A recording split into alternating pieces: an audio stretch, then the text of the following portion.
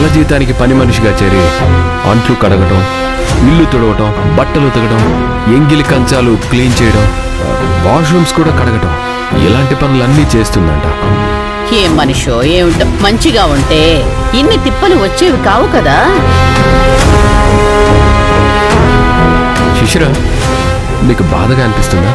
మీ అక్క పని మనిషిగా చేస్తుందనగానే నీ ఫేస్లో చేంజెస్ కనిపిస్తున్నాయి. బాధపడుతున్నట్టు అనిపిస్తుందా? అదేం లేదు, నేను బాగానే ఉన్నాను. సరే,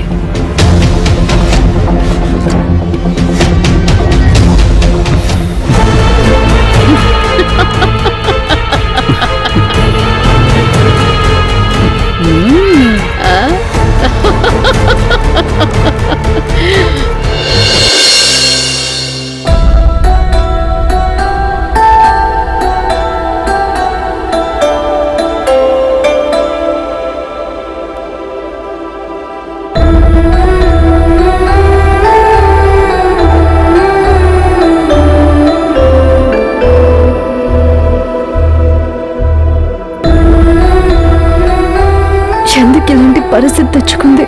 ఆఖరికి పని మనిషిగా పనిచేసే దుస్థితికి వచ్చిందా? భవానీ భవిష్యత్తు ఏమవుతుంది? ఆ శివగామి అహంకారం పొగరు వల్లే కదా భవానీ తన భవిష్యత్తుని కోల్పోతుంది. అమ్మాదేవి, ఆ పిల్లకేమీ కాకుండా నువ్వే చూసుకోమ్మా.